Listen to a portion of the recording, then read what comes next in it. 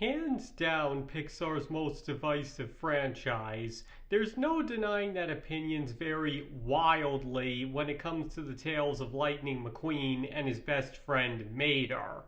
To the point that some would argue it's the only blemish on Pixar's otherwise pretty flawless track record, while others feel that's nothing but a complete insult to a franchise that's actually much better than it's given credit for.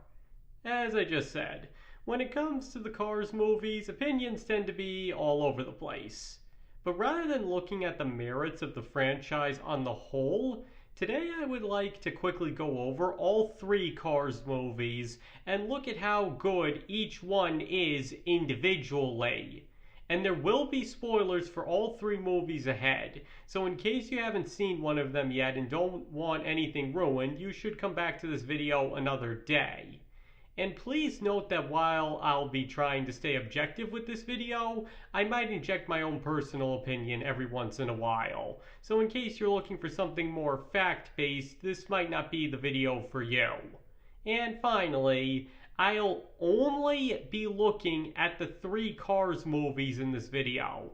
Any spin-offs like Mater's Tall Tales or Cars on the Road will not be brought up here. Okay, so to get right into it, first we have the original Cars movie, which back in the day was considered slightly below Pixar standards, but was nonetheless thought of as a worthy addition to their lineup. And that is a pretty accurate assessment of it. It does feel like it's missing something that keeps it from being among Pixar's masterpieces, but it does have enough of that Pixar magic to keep it from being considered bad.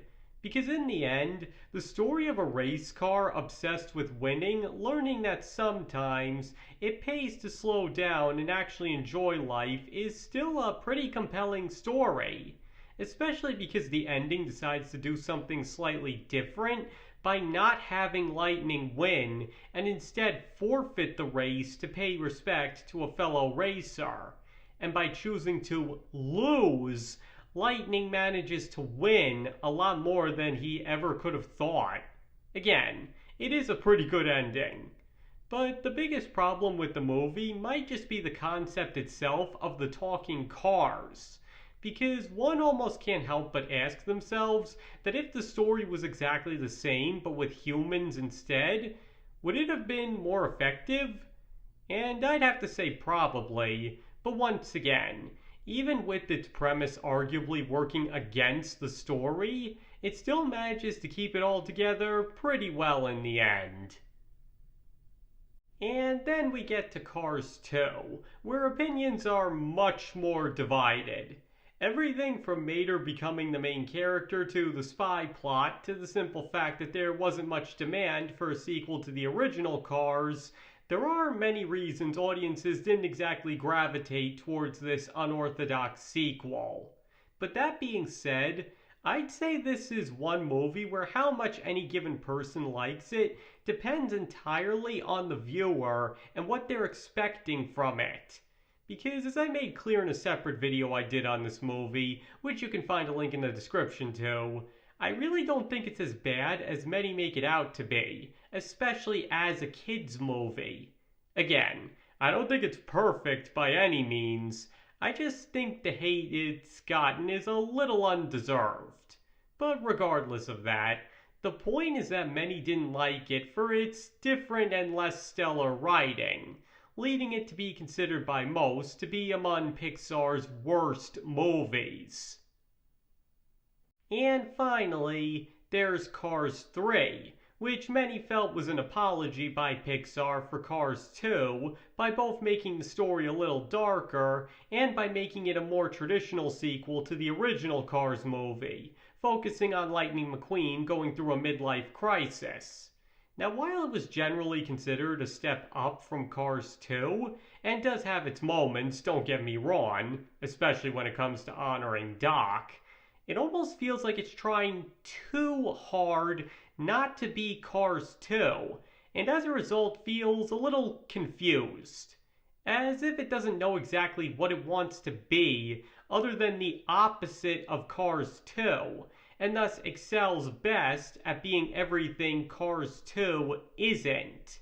But when it comes to the actual story, something about it just doesn't feel quite right. And this culminates in an ending that feels as if it comes out of nowhere and doesn't really work with the story they had been telling up until that point. But I already got into that in my video on Pixar's issues with endings, which you can also find a link in the description too. So for the moment, I'll just leave it at that. Okay, I think that pretty much covers everything. So now I'd like to hear what you guys think. How do you feel about the individual movies in the Cars trilogy? And how well do they match up with my assessments of them? Please feel free to let me know in the comments below.